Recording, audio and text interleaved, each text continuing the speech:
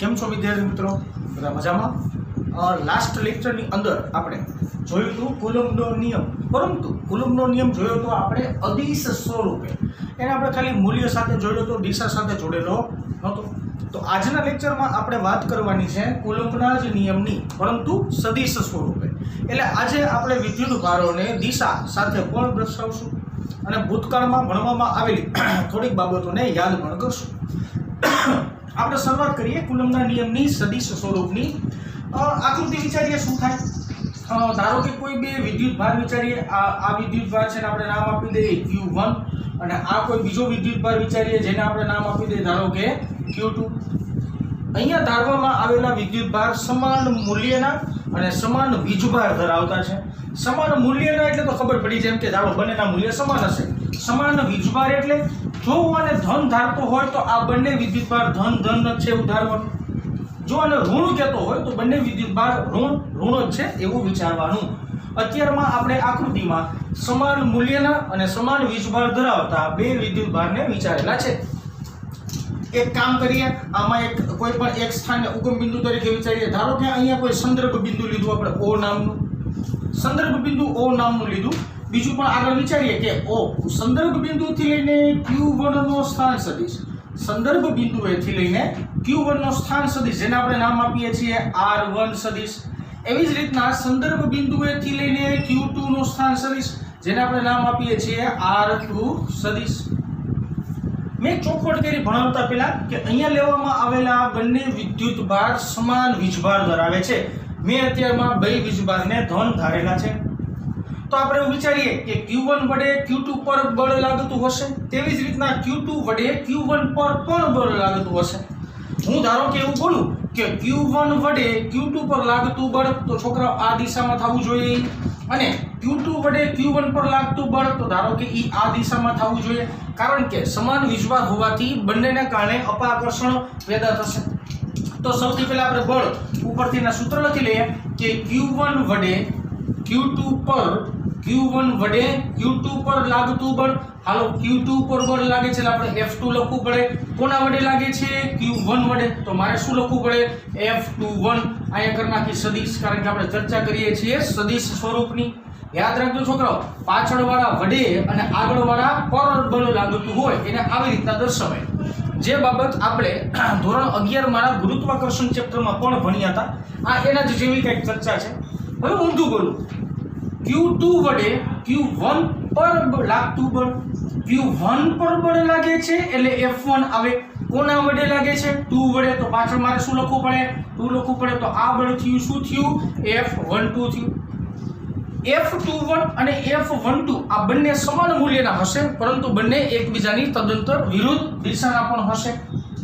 જો હું R1 અને હું Q1 અને Q2 ને જોડતી રેખા બનાવું તો આ મળી મને Q1 અને Q2 ને જોડતી રેખા, અથવા તો તે દિશામાંનો સ્થાન સદિશ થયો. એરો આ બાજુ લખીએ.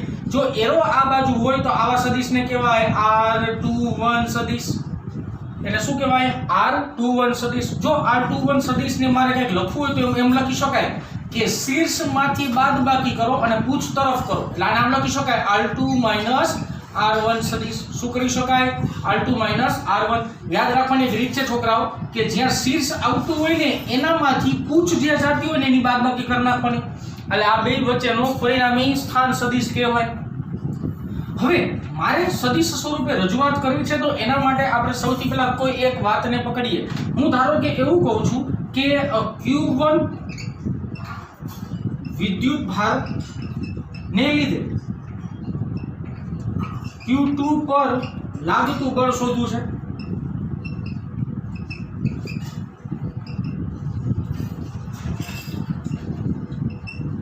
આ Q1 વિદ્યુત ભાર વડે Q2 પર લાગતું બળ, Q1 વિદ્યુત ભાર વડે Q2 પર લાગતું બળ, એટલે મારે Q બળ ફાઇન્ડ કરવાનું હતું છોકરાઓ.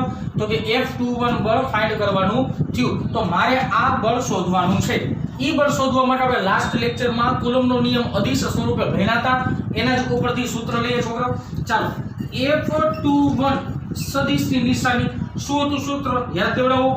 સૂત્ર હતું કે Q1 Q2 છેદમાં બંને વચ્ચેના અંતરનો વર્ગ. અહીંયા બંને વચ્ચેનું અંતર છે જેને આપણે કીધું છે R21 કીધું છે આપણે એને, તો R21 નો શું કરવો પડે, સ્ક્વેર કરવો પડે, અને આ જે બળ જે દિશામાં લાગતું હોય તે દિશામાંનો એકમ સદિશ લખવો પડે. હાલો, તે દિશામાંનો એકમ સદિશ એટલે caret of 21 થાય.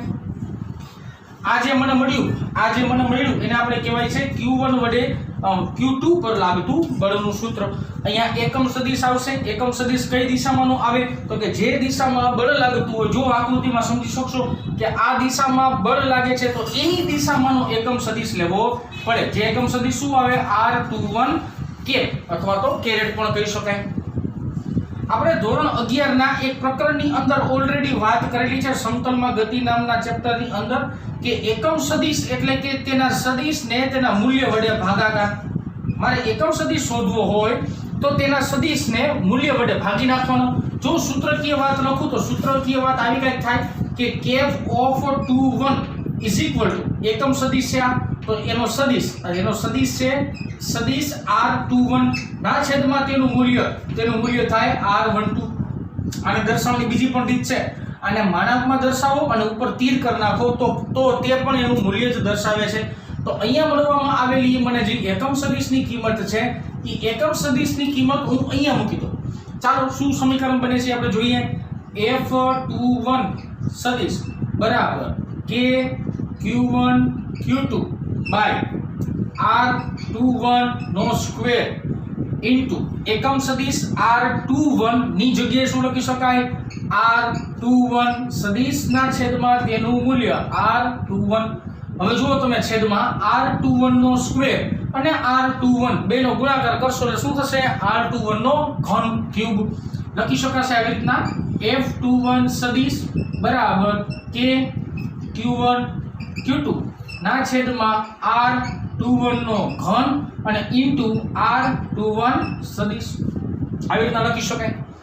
હજી તમારે આને વધારે સાદું રૂપમાં લઈ જવું હોય તો પણ લઈ જવી શકાય. કેવી રીતના છોકરાઓ, તો કે જુઓ જે બોર્ડમાં મેં લખ્યું છે R21 ની જગ્યાએ શું લખી શકાય, R2 R1. તો અહીંયા R21 ની જગ્યાએ અને અહીંયા R21 ની જગ્યાએ હું R2 R1 લખીશ. ચાલો, F21 સદિશ બરાબર કે Q1 Q2 બાય R21 નો ક્યુબ. R21 નો ક્યુબ નો મતલબ શું થશે, R2 R1. આને મોડમાં લખીએ એટલે મૂલ્ય સ્વરૂપે દર્શાવી શકાય. આખાનો શું કરવો પડે છોકરાઓ, ઘન. અને અહીંયા આવે R2 R1. જો એને માનકમાં દર્શાવતો હોય તો ઉપર મારે તીરની નિશાની દર્શાવવી પડે અને મૂલ્ય સ્વરૂપે આ છેદનો પદ છે એટલા માટે હંમેશા તેનું મૂલ્ય કેવું રહેશે, પ્લસ જ રહેશે. એ આપણે ખાસ યાદ રાખવાનું. તો આ જે મને ફાઇનલ આન્સર મળ્યો, આ આન્સર સૂચવે છે કે Q1 વિદ્યુત ભાર વડે Q2 પર વિદ્યુત ભાર પર કેટલું બળ લાગતું હશે, Q1 વડે Q2 પર કેટલું બળ લાગતું હશે એના વિશેની મને વાત ખબર પડશે. બરાબર. આના પછી આપણે જોશું કે Q2 વડે Q1 પર કેટલું બળ લાગતું હશે. હમણાં આપણે જેમ વાત કરી એમ કે મેં સૌથી પહેલા શું કર્યું, Q1 વડે Q2 પર લાગતું બળ એટલે કે F21 શોધ્યું. હવે એક કામ કરીએ, આના કરતા ઊંધું વિચારવાનો પ્રયત્ન કરીએ. આના કરતા ઊંધોનો મતલબ શું થાય, તો કે હવે આપણે વાત કરી રહ્યા છીએ Q2 વડે Q1 પર લાગતું બળ. Q2 વડે Q1 પર લાગતું બળ. ચાલો, તો મારે જે એરો મારવાનો આવશે એ બળની દિશામાંનો એટલે કે આ દિશાનો એરો આવશે. અને જો તે બે વચ્ચેનું અંતર સારી ભાષામાં સ્થાન સદિશ કહો તો હવે એનો સ્થાન સદિશ બનશે R12 સદિશ.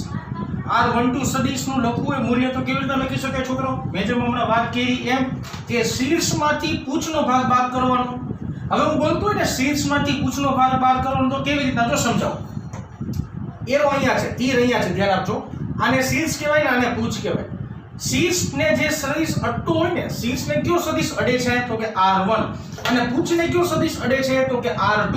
તો શીર્ષને અડતા સદિશમાંથી પૂંછને અડતો સદિશ બાદ કરી નાખો તો સમીકરણ શું બને, R1 સદિશ માઈનસ R2 સદિશ. આવી રીતના કરવાનું કારણ શું, કારણ કે મારે જે ભાગ વિચારવાનો છે એ બળની દિશામાંનો લેવાનો છે. હવે હું શોધવા જઈ રહ્યો છું F12 નું મૂલ્ય. F12 નું મૂલ્ય મારે લખવું હોય તો શું લખી શકાય, શું બોલી શકાય, આમ કહી શકાય કે Q2 વિદ્યુત ભાર વડે Q1 વિદ્યુત ભાર પર લાગતું બળ શોધવા માટે હવે મારે શોધવાનું છે Q2 વિદ્યુત ભાર વડે Q1 પર કેટલું બળ લાગતું હશે. એનો મતલબ એવો થયો કે અપાકર્ષી પ્રકારનું બળ હશે. અપાકર્ષી પ્રકારનું બળ તો બળની દિશા કઈ હશે? આ બાજુની હશે, એટલે જેને આપણે નામ આપ્યું છે F12. ચાલો કુલમ્બના નિયમ ઉપરથી શોધવાનો પ્રયત્ન કરીએ. મારે શોધવાનું છે F12 સદિશ. તો કુલમ્બનો નિયમ શું છે યાદ કરો?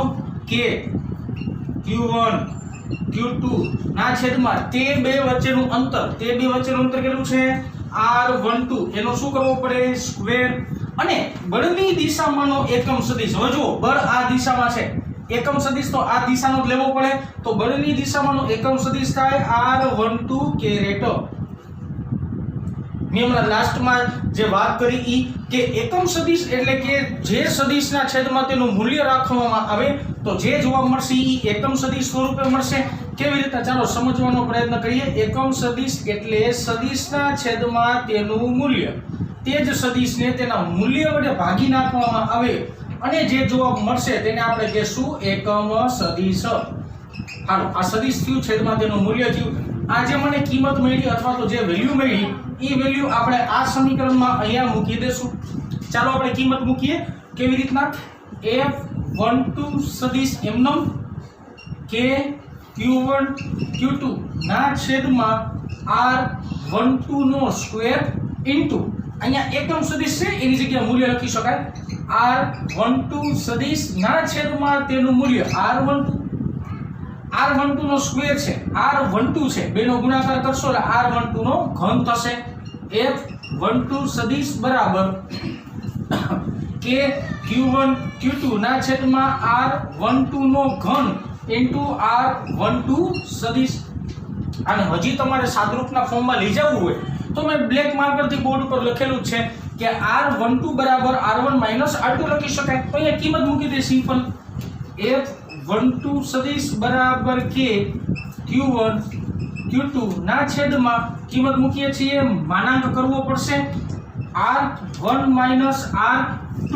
આ બંનેની ઉપર સદિશ કરવો પડે માનાંક કરતા હોય તો, અને આખાનો ઘન ઇન્ટુ R1 સદિશ માઇનસ R2 સદિશ. તો આ જે જવાબ મળ્યો આ જવાબની મદદથી આપણે F12 એટલે કે એક પર બે વડે લાગતું બળ શોધી શકાય. હજી આપણે જો આગળ વાત કરવી હોય તો સોરી કુલમ્બનો નિયમ છે ન્યૂટનના ગતિના ત્રીજા નિયમનું પણ પાલન કરે છે. જો હું સમજાવવાનો પ્રયત્ન કરું આકૃતિ ઉપરથી જ આપણે સમજી લઈએ. Q1 વિદ્યુતભાર છે, અહીંયા Q2 વિદ્યુતભાર છે. બે મેં સમાન વીજભાર ધરાવતા લીધા એટલે કે પ્લસ હોય તો પ્લસ, માઇનસ હોય તો માઇનસ.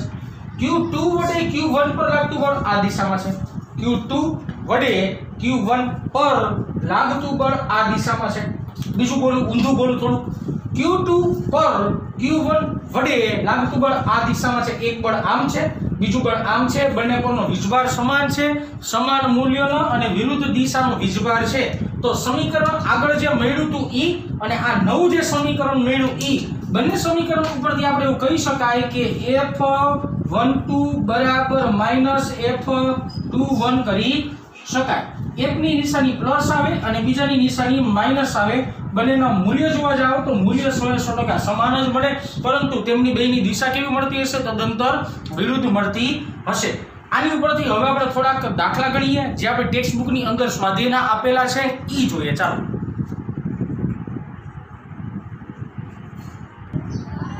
આપણે વાત કરવાની છે કુલમ્બના નિયમ પરથી દાખલાઓની ચર્ચા કરવાની છે. તો સૌથી પહેલો આપણે ટેક્સ્ટ બુકનો સ્વાધ્યાયનો પહેલા નંબરનો દાખલો જોઈએ. ચાલો બહુ ઈઝી દાખલો છે. વાક્ય રચના વાંચીએ શું છે. 2 × 10⁻7 કુલમ્બ આ કોઈ વિદ્યુતભારનું મૂલ્ય આપ્યું છે અને 3 × 10⁻7 કુલમ્બ આ કોઈ બીજા વિદ્યુતભારનું મૂલ્ય આપ્યું છે. આટલા મૂલ્યના વિદ્યુતભાર ધરાવતા એકબીજાને 30 સેન્ટીમીટરના અંતરે રાખેલા છે. આ બંને વિદ્યુતભાર આપ્યા છે, તે બે વચ્ચેનું અંતર 30 સેન્ટીમીટર પણ રકમમાં આપેલું છે. અંતરે રહેલા બે વિદ્યુતભાર ગોળાઓ વચ્ચે કેટલું બળ લાગતું હશે? મારે બળ શોધવાનું છે. સૌથી પહેલા મને રકમમાં આપેલા ડેટામાં લખી નાખું. મને શું ડેટા આપ્યા છે? ધારો કે એકને આપણે Q1 કહી દઈએ જેનું મને મૂલ્ય આપ્યું છે 2 ગુણ્યા 10 - 7 કુલમ। બીજું વિદ્યુત ભારને Q2 કહી દઈએ, તેનું મૂલ્ય માને છે 3 ગુણ્યા 10 - 7 કુલમ। તે બંને વચ્ચેનું અંતર આપ્યું છે જેને આપણે કહી દઈએ r બરાબર લખી નાખીએ 30 સેન્ટીમીટર। સેન્ટીમીટર છે તો આને મીટરમાં કન્વર્ટ કરી નાખીએ। ચાલો 30 ગુણ્યા 10 - 2 મીટર થશે। અંતરે રહેલા બે વિદ્યુત ભારિત ગોળાઓ વચ્ચે કેટલું બળ લાગશે? બળ એટલે મારે F શોધવાનું છે। બહુ સિમ્પલ દાખલો થઈ ગયો છોકરાઓ, કારણ કે મારી પાસે કુલમનો નિયમ છે જેનું સૂત્ર છે, શું સૂત્ર છે યાદ દેવડાવો? F = K Q1 Q2 r²। Sorry cube થઈ ગયો, અહીંયા આવશે r²।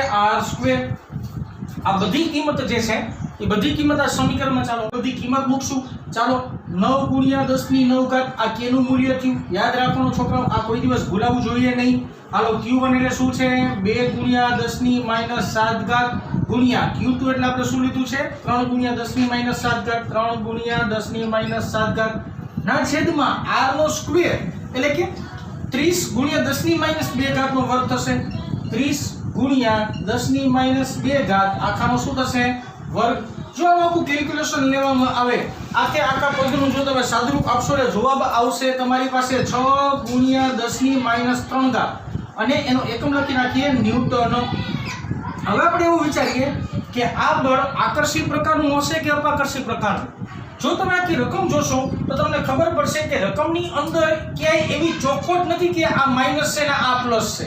એનો મતલબ એવો કે મારે બંને વિદ્યુત ભારને હું પ્લસ ધારી લઉં તો કોઈ પણ બે સમાન વીજભાર ધરાવતા વિદ્યુત ભાર વચ્ચે હંમેશા શું લાગશે?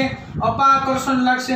તો આ બળ અપાકર્ષી પ્રકારનું હશે એવું કહી શકાય, પ્રકારનું હશે આપણે આવું કહી શકીએ, કારણ કે મને આગળ વીજભાર આપેલા નથી।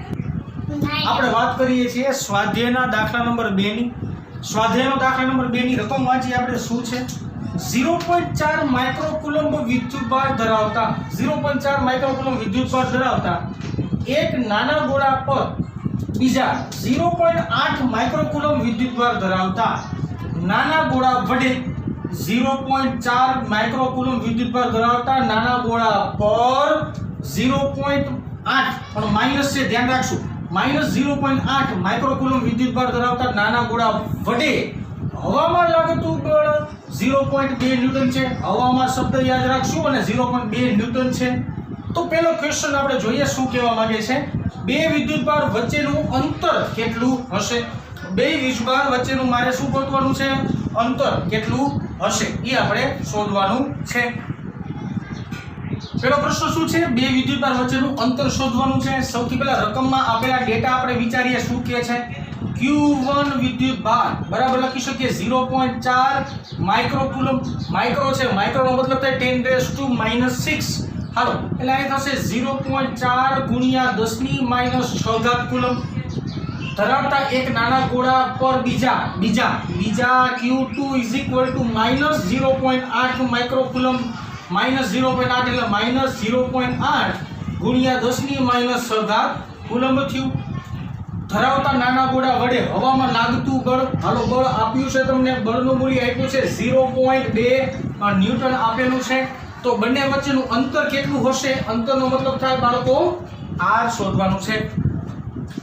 કુલમનો નિયમ અદિશ સ્વરૂપે લઈએ તો બધા આંકડા મૂલ્યમાં લેવા પડે, બધા આંકડા મૂલ્યમાં લેવા પડે અને અહીંયા આપણે માઈનસ નિશાનીને ભૂલી જાવી પડે। ચાલો આપણે સૂત્ર લખીએ। સૂત્ર શું હતું? F K Q1 Q2 r²। કિંમત મૂકીએ। F ની કિંમત આપી છે મને 0.2 K ની કિંમત હોય મારી પાસે 9 ગુણ્યા 10⁹ ગુણ્યા Q1 ની વેલ્યુ મને આપી છે 0.4 ગુણ્યા 10⁻⁶। Q2 ની વેલ્યુ મને આપી છે 0.8 ગુણ્યા 10⁻⁶। હું માઈનસ નિશાની ભૂલતો નથી, માઈનસ નિશાની નથી મૂકતો, કારણ કે મારે આખું કેલ્ક્યુલેશન મૂલ્યના સ્વરૂપમાં કરવું છે, દિશા સૂચવવાની અથવા તો તેના પરનો વિદ્યુતભાર દર્શાવવાનો નથી।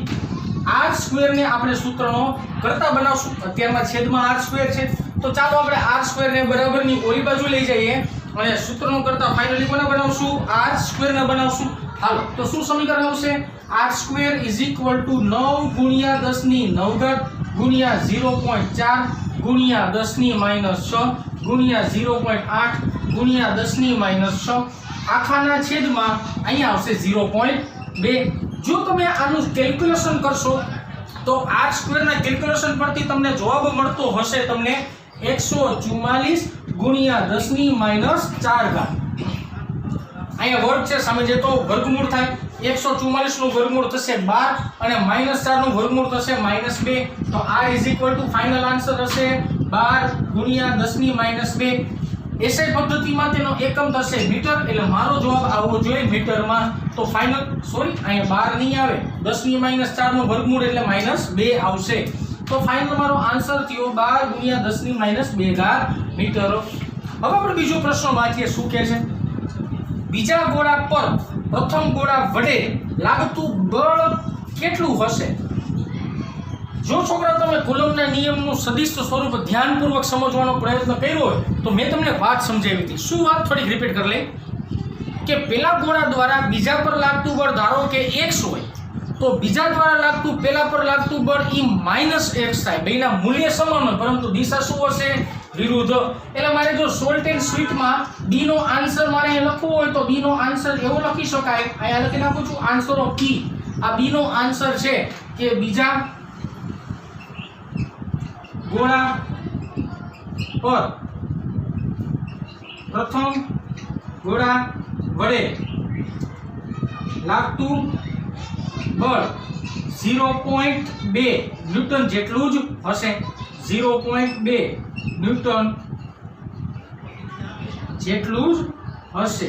હા, તમે જો નિશાની કહી શકતા હો તો માઈનસ ને પ્લસ કરી શકાય, એમાં કઈ ફેર નથી પડતો. પણ મારા મત અનુસાર એને આપણે મૂલ્યમાં ફેરવીએ તો એનું મૂલ્ય શું મળશે બાળકો? 0.2 ન્યૂટન. વાત કરીએ આપણે સ્વાધ્યાયના દાખલા નંબર 3 ની. દાખલો ખૂબ જ સહેલો છે પણ પ્રશ્નો ઝાઝા છે. જેમ કે રકમ વાંચી સમજાશે. ke² ગુણોત્તર. આ બે કંઈક રાશિઓનો ગુણોત્તર આપ્યો છે. તે ગુણોત્તર પરિમાણ રહિત છે. અહીંયા એક પ્રશ્ન પૂરો થયો. એક એક પ્રશ્ન લાઈનમાં આપણે વિચારતા જઈએ. સૌથી પહેલા મને કોઈ ગુણોત્તર આપ્યું છે, ગુણોત્તર હું અહીંયા લખી નાખું ke² ના છેદમાં gmemp. આ ગુણોત્તર પરિમાણ રહિત છે એવું મારે સાબિત કરવાનું છે. સૌથી પહેલા આ ગુણોત્તર પરિમાણ રહિત છે એવું સાબિત કરવા માટે આપણે સૌપ્રથમ શું કરશું? આ બંને સ્ટેપને આપણે r² વડે ભાગશું. ચાલો, ke² ના છેદમાં r² આખાના છેદમાં gmemp ના છેદમાં r². આ બંને સમીકરણને અંતરનો વર્ગ વડે મેં ભાગ્યા. હવે ધારો કે મારે આ સમીકરણને આવી રીતના લખી શકાય ન લખી શકાય? કે e ઇન્ટુ e ના છેદમાં r² આખાના છેદમાં gmemp ના છેદમાં r². આવી રીતના પણ લખી શકાશે. આ એક વસ્તુ ખાસ ધ્યાન આપજો. આ સમીકરણની અંદર એક e એ ઇલેક્ટ્રોનને રજૂ કરતો હશે, ઇલેક્ટ્રોનનો વીજભાર, અને બીજો e પ્રોટોનને રજૂ કરતો હશે, પ્રોટોનનો વીજભાર. એક ઇલેક્ટ્રોનને રજૂ કરે અને એક પ્રોટોનને રજૂ કરતા હશે. હવે જો તમે આ બે સ્ટેપ જોશો, અંશ અને છેદ જોવાનો પ્રયત્ન કરશો તો તમને ખબર પડશે કે આખો અંશ બળને રજૂ કરે છે. હમણાં આપણે કુલમ્બનો નિયમ જોયો. કુલમ્બનો નિયમ શું હતો બાળકો? તો કે k q1 q2 r². તો જુઓ આ એક q1 થયું, આ q2 થયું, છેદમાં r² પણ છે. આને કહીએ આપણે ઇલેક્ટ્રિકલ ફોર્સ e વડે દર્શાવીએ. છેદનો ભાગ જોઈએ g m1 m2 r². યાદ કરો ગુરુત્વાકર્ષણ ચેપ્ટર, ગ્રેવિટેશનલ ફોર્સ, જેને આપણે fg વડે દર્શાવી. મારે સાબિત કરવાનું છે કે આ બંનેનો ગુણોત્તર પરિમાણ રહિત છે. પરિમાણ રહિત આપણે પારિમાણિક વિશ્લેષણ અથવા તો પારિમાણિક સૂત્રની મદદથી જોઈએ. ચાલો હાલો, f એટલે કે બળનું પારિમાણિક સૂત્ર શું થાય? m1 l1 t-2 ના છેદમાં આ પણ બળ જ છે, ભલે ગ્રેવિટેશનલ બળ પણ એ બળ જ છે. તો એનું પારિમાણિક સૂત્ર શું થશે? m1 l1 t-2. હવે જો આ બે સ્ટેપ, બધા સ્ટેપ ઉડી ગયા તો આન્સર શું આવ્યો? m0 l0 t0. તો આની પરથી શું કહી શકાય કે મળેલ જવાબ પરિમાણ રહિત હશે. આ મને ફાઇનલ પેલો આન્સર મળ્યો કે જ્યારે આ બે પદોનો ગુણોત્તર લેવામાં આવે તો तो आनो फाइनल आंसर मने परिमाण रहित मळतो हशे। હવે મનમાં બાળકો તમને પ્રશ્ન થશે કે સાહેબ તમે r² વડે શું કરવા ભાગ્યા, ન ભાગી તો કાઈ ફેર ન પડે બાળકો, પરંતુ તમારે બધાયની કિંમત મૂકવી પડે। કિંમત એટલે કે k નું પારિમાણિક સૂત્ર મૂકવું પડે, e નું પારિમાણિક સૂત્ર તો ખબર જ હોય, g નું પારિમાણિક સૂત્ર બનાવવું પડે। થોડીક સાઈડમાં હિન્ટ પણ આપી દઉં કે કેવી રીતના બનશે। મારી પાસે સમીકરણ હતું f k q1 q2 r²। આ સમીકરણની અંદર k ને સૂત્રનો કરતા બનાવો f r² ના છેદમાં q1 q2। આની મદદથી તમને k નું પારિમાણિક સૂત્ર મળશે। એવી જ રીતના તમારે g નું શોધવું હોય તો f g m1 m2 r² પરથી g ને સૂત્રનો કરતા બનાવો એટલે f r² m1 m2 મળે। આની પરથી તમને g નું પારિમાણિક સૂત્ર મળશે। તો સમજી શકાય છે કે આના પારિમાણિક સૂત્ર ગોતવા આપણા માટે થોડાક અઘરા છે। યાદ હોય મોઢે બહુ સારી વાત છે, યાદ હોવા જ જોઈએ। જો ન હોય તો આવી સિમ્પલ મેથડથી પણ આ જ વસ્તુ આપણે સાબિત કરી શકશું। અહીંયા આપણે પહેલો પ્રશ્ન પૂરો કર્યો। પહેલો પ્રશ્ન એવો હતો શું પરિમાણ રહિત છે? આન્સર મળ્યો હા, પરિમાણ રહિત છે। આગળ વાત કરીએ કેમ ચકાસી લીધું આપણે। આ ગુણોત્તરનું શું મૂલ્ય હશે તે પણ શોધો। આ ગુણોત્તરનો મારે ફાઇનલ મૂલ્ય પણ શોધવાનું છે। ચાલો હવે આપણે થોડી ચર્ચા કરીએ, મૂલ્ય તરફ જઈએ। મૂલ્ય ગુણોત્તર પહેલા લખી લઈએ શું છે, k e² ના છેદમાં g m e m p। બધાની મારી પાસે કિંમત હશે, હું બધાની કિંમત મૂકું છું। ધ્યાન આપજો, k એટલે 9 ગુણ્યા 10 ની 9 ઘાત, e² એટલે 1.6 ગુણ્યા 10⁻⁹ આખાનો સ્ક્વેર કરવો પડશે એટલે થોડી જગ્યામાં વ્યવસ્થિત લખીએ આપણે 1.6 ગુણ્યા 10⁻⁹ આખા કાઉન્સનો વર્ગ થાય ના છેદમાં, હાલો છેદનું પદ જોઈએ g, ગુરુત્વાકર્ષણનો જેને સાર્વત્રિક અચળાંક કહેવાતો તો યાદ હોવું જોઈએ 6.67 ગુણ્યા 10⁻11 ઘાત, me એટલે માસ of electron. Mass of electron કેટલું હોય 9.1 ગુણ્યા 10⁻31 ઘાત। પછી આવશે માસ of proton, hello mass of proton કેટલું હોય 1.67 ગુણ્યા 10⁻27। મેં બધી કિંમત મૂકી। આ કિંમતનું તમે સાદુરૂપ આપશો, ભાગાકાર કરશો કેલ્ક્યુલેટરમાં એટલે તમને આખે આખા ગુણોત્તરનો જવાબ મળશે જે હશે 2.29 2.29 ગુણ્યા 10⁻31 ઘાત મળશે। અહીંયા એકમ કાંઈ નહીં આવે કારણ કે આ એકમ રહિત અથવા તો પરિમાણ રહિત વસ્તુ થશે। મારી પાસે ફાઇનલ આન્સર શું આવ્યો 2.29 ગુણ્યા 10⁻31। હવે આપણે આગળ વિચારવાનો પ્રયત્ન કરીએ। હવે જો બાળકો તમારે એક નવી વાત શીખવાડું।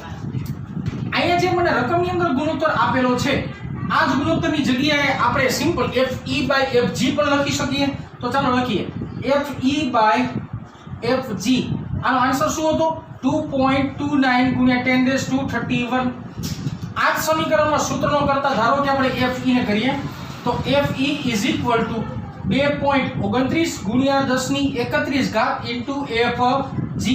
જો આ સમીકરણને નિરાતે વાંચવામાં આવે તો આનો મતલબ એવો થાય કે વિદ્યુતીય બળ એ ગુરુત્વાકર્ષણ બળ કરતા 2.29 ગુણ્યા 10⁻31 ઘાત ગણું હોય। આનો મતલબ એવો થયો વિદ્યુતીય બળ ગુરુત્વાકર્ષણ બળ કરતા કેવું હશે બાળકો, મોટું હશે।